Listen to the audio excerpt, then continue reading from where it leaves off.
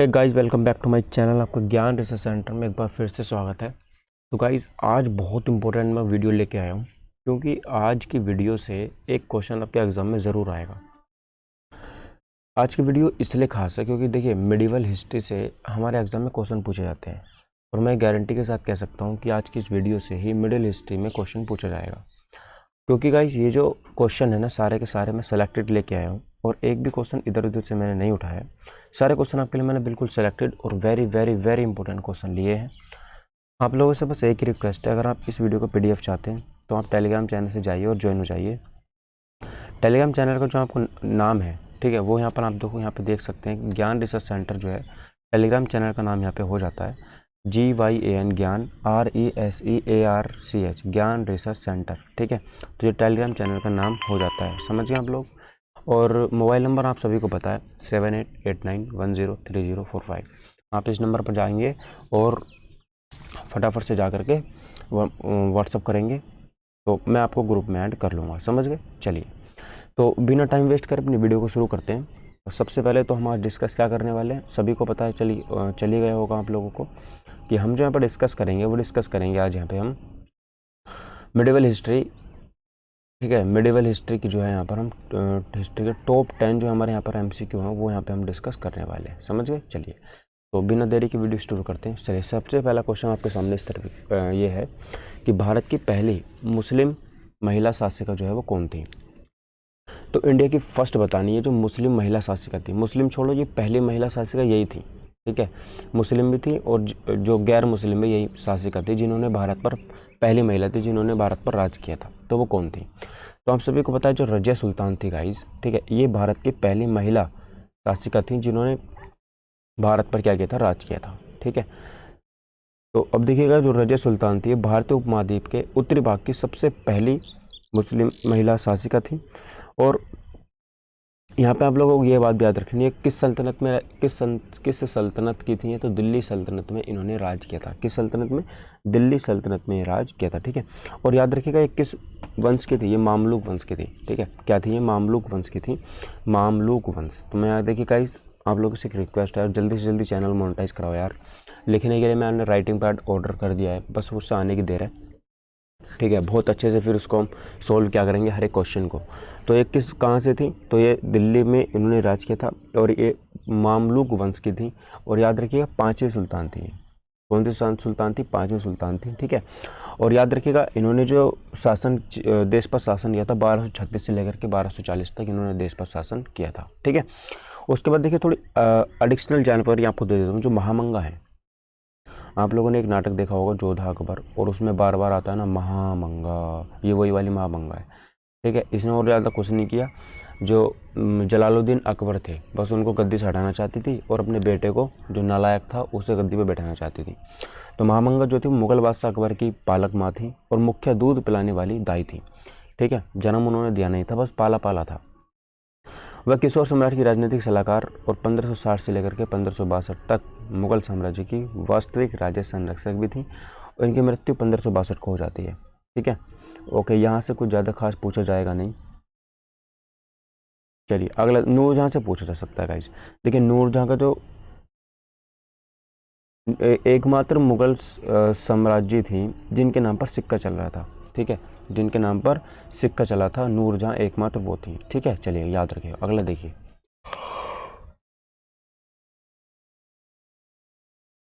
पृथ्वीराज चौहान का दरबारी कवि कौन था? पृथ्वीराज चौहान का दरबारी कवि कौन था? वेरी वेरी इंपॉर्टेंट क्वेश्चन है, पृथ्वीराज चौहान का दरबारी कवि कौन था, ठीक है। तो देखिए, पृथ्वीराज चौहान की बात कर रहे हैं तो पृथ्वीराज चौहान ने दिल्ली पर जो यहाँ पर शासन किया था। चौहान वंश के राजा थे और ये काफ़ी अच्छे राजा माने जाते थे, क्योंकि जब मोहम्मद गोरी ने भारत पर आक्रमण किया था ना, तो उस समय यही थे जिन्होंने उसको हराया था। वो तो बाद में भारतीय राजाओं ने ही उसका साथ दिया, इसलिए इनकी हार हो गई थी, ठीक है। लेकिन फिर भी कहा जाता है हिस्ट्री में कि इन्होंने मोहम्मद गोरी को मार दिया था। तो चंद्रवरदाई जो थे इनके दरबार में रहते थे, दरबारी इनके कवि थे। कौन थे? चंद्रवरदाई थे, ठीक है। ये आपको यहाँ पे याद रखनी है। और इन्होंने एक बहुत ज़्यादा फेमस पुस्तक भी लिखी है इनके लिए, पृथ्वीराज रासो। क्या लिखी है? पृथ्वीराज रासो जो है इन्होंने ही लिखी है और पृथ्वीराज रासो को हिंदी का महाकाव्य माना जाता है, ठीक है। याद रखिए, क्या माना जाता है उसको? हिंदी का महाकाव्य उसको माना जाता है। ठीक है, थोड़ा बाणभट्ट के बारे में आपको बता देता हूँ। जो बाणभट्ट थे, बाणभट्ट जो है इन्होंने जो है वो किताबें रखी हैं। हर्षवर्धन के दरबारी कवि थे। किसके दरबारी कवि थे? ये हर्षवर्धन के दरबारी कवि थे और इन्होंने हर्षचरित्र, कादम्बरी, चंडिकाष्ट और पार्वती परिणय इन्होंने ये लिखी हैं। ठीक है, कौन कौन सी लिखी हैं? हर्षचरित्र लिखी है, कादम्बरी और चंडिका षटक और पार्वती परिणय। तो ये इनके द्वारा ही लिखी गई पुस्तकें। उसके बाद रामानुज, तो जो रामानुजम थे ये एक भारतीय दार्शनिक, हिंदू धर्मशास्त्री, समाज सुधारक और हिंदू धर्म के भीतर ही वैष्णववाद परंपरा के सबसे महत्वपूर्ण प्रतिपादकों में से एक थे। ठीक है, उसके लिए अगर आपको बता देता हूँ, इन्होंने बहुत प्रभावशाली ग्रंथ भी लिखे हैं, लेकिन इन्होंने सबसे महत्वपूर्ण काम जो किया था वो भगवत गीता का संस्कृत में अनुवाद किया था। ठीक है, किसका? भगवत गीता का संस्कृत में इन्होंने अनुवाद किया था। और जो हरिहर थे, आप सभी को तो ये कन्नड़ कवि थे। हरिहर कौन थे? कन्नड़ कवि थे। ये हरिद्वार नहीं है, तो यार क्या लिख दिया इनने? हरिहर है। ठीक है, चलिए अगला बताइए। 1564 में सम्राट अकबर ने इनमें से कौन सा भेदभाव पूर्ण कर समाप्त कर दिया था? ठीक है, तो अकबर जो है उसने कर समाप्त किया था। जो भेदभाव पूर्ण कर था, मतलब जो एक ही समुदाय से लिया जाता था, दूसरे समुदाय से नहीं लिया जाता था, तो वो कौन सा कर था जो उसने समाप्त किया था? तो आप सभी जानते हैं कि जो मेरा जजिया था, ठीक है, क्यों का क्या था? जजिया कर था, ये गैर मुस्लिम, किससे लिया जाता था? गैर मुस्लिम आबादी द्वारा मुस्लिम शासकों को दिया जाने वाला कर था। मतलब जितने भी मुस्लिमों को छोड़कर हिंदू, सिख, ईसाई, जैन, बौद्ध, है ना, ये सारे ही किसे देते थे? मुस्लिमों को टैक्स देते थे। केवल मुसलमान नहीं देते थे इस टैक्स को। तो अकबर ने इस टैक्स को यहाँ पर हटा दिया था। अकबर का कार्यकाल की अगर बात करेंगे तो 1556 से लेकर के 1605 तक उसका कार्यकाल रहा था। ठीक है, और यहाँ पर आप लोग याद रखिए सबसे ताकतवर सम्राट जो था मुगलों का वो अकबर ही था। जन्म की बात करते हैं तो देखिए 1542 में इसका जन्म हुआ था। ठीक, और ये अकबर जो था तीसरा मुगल सम्राट था, याद रखिएगा। और यहाँ पर याद रखिए 13 साल की उम्र में ही इसने राज्य शासन संभाल लिया था। समझ रहे हो आप लोग? इतने सारे दुश्मन होने के बावजूद भी 13 साल की उम्र में इसने शासन संभाल लिया था और अच्छे से चलाया भी उसको। समझ गए? और इसका जो सहायक था बैरम खान था। बैरम खान को आप सभी ने देखा होगा, अगर आपने मूवी देखी होगी अकबर, जो जोधा अकबर एक मूवी है, तो उसमें बैरम खान दिखाया गया है। नहीं, वो तो किरदार निभा रहा है, वैसे बैरम खान उसका एक सहायक। ठीक है, याद रखिएगा।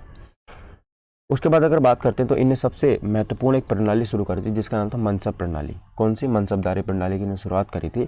और अकबर के शासनकाल के दौरान राजस्व प्रणाली को जब्त प्रणाली कहा जाता था। जो टैक्स विभाग होता था ना, उसको बोलते थे जब्त विभाग। ठीक है, जब्त प्रणाली उसको हम बोल देते थे, याद रखिएगा।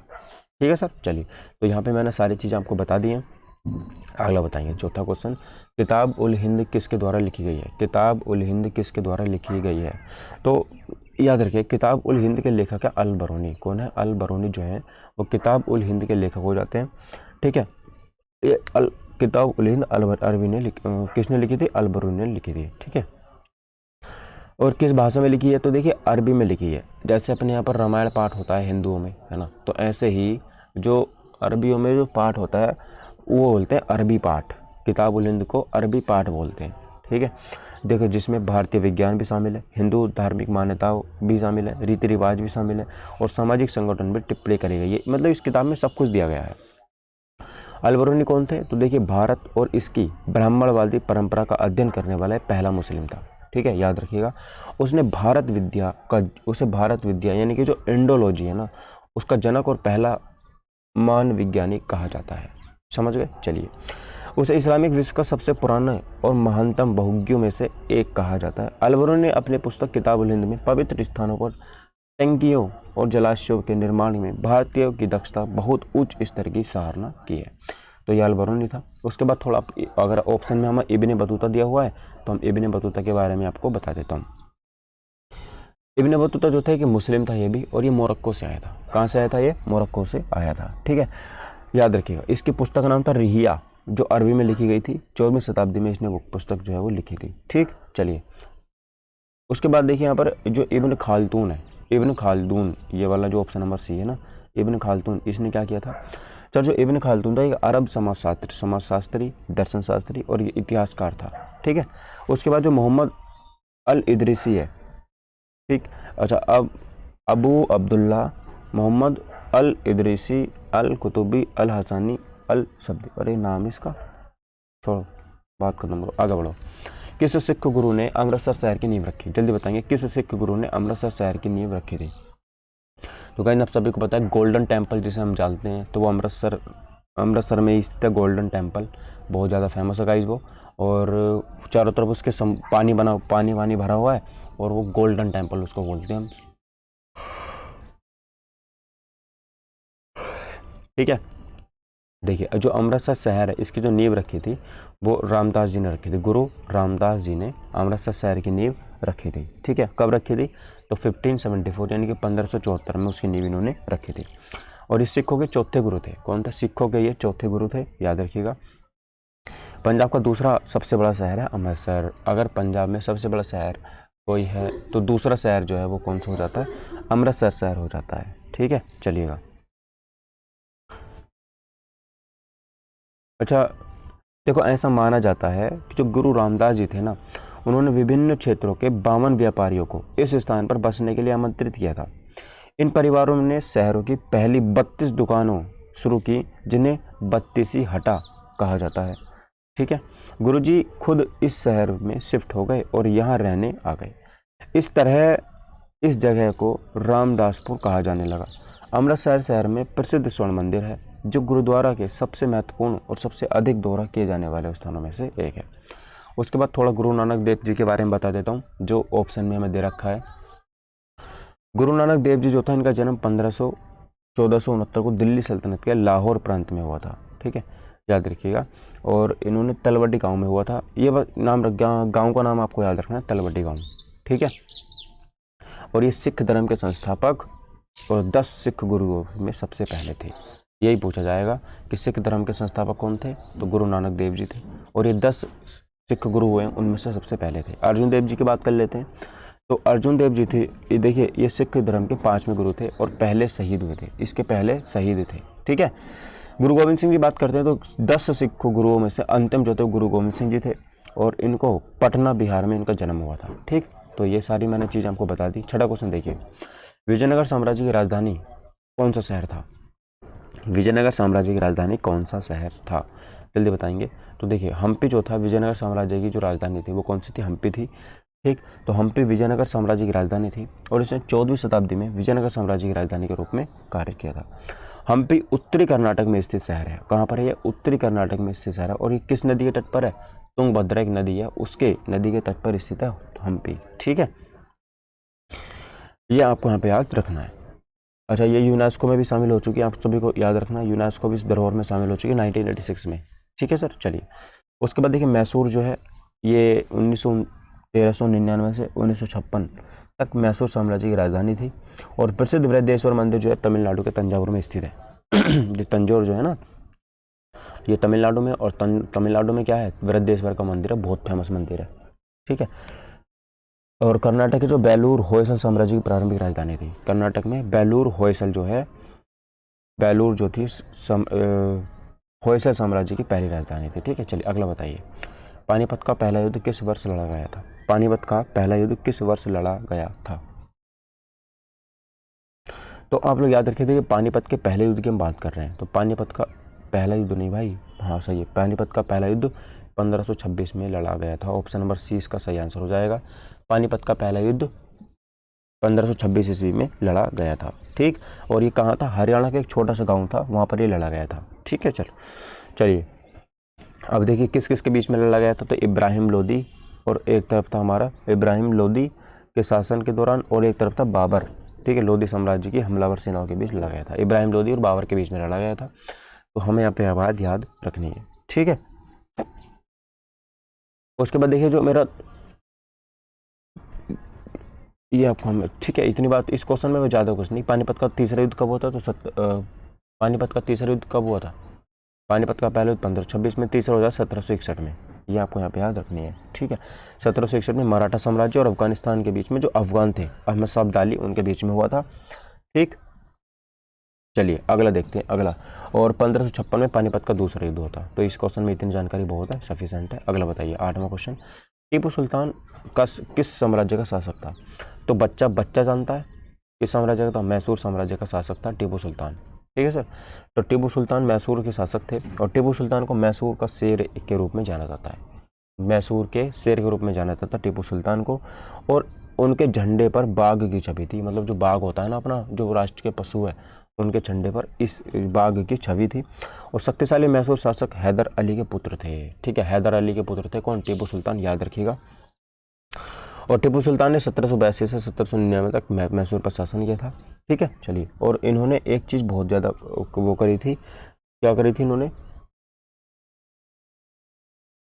एक वृक्ष लगाया था। कौन सा? इन्होंने क्या लगाया था? वृक्ष इन्होंने एक लगाया था। ठीक है, वो उस वृक्ष का नाम आपको मुझे बताना है, क्या है उस वृक्ष का नाम। चलिए अगला क्वेश्चन बताएंगे। शिवाजी को छत्रपति की उपाधि कब प्राप्त हुई? शिवाजी को छत्रपति की उपाधि कब प्राप्त हुई? जल्दी बताएंगे। ऑप्शन नंबर कौन से इसका? देखो, शिवाजी की बात कर रहे हैं तो शिवाजी को छत्रपति जो उपाधि प्राप्त हुई थी वो 1674 में प्राप्त हुई थी, याद रखिएगा। तो ये शाहजी के दूसरे पुत्र थे, मराठा साम्राज्य राष्ट्र के निर्माता थे। तो शाहजी के होते उनके दूसरे पुत्र थे। और मराठा साम्राज्य तो विशाल साम्राज्य था, पूरे भारत पर इसने राज किया था और ये उसके क्या थे? संस्थापक थे। ठीक है, चलिए अगला क्वेश्चन बताएंगे आप लोग।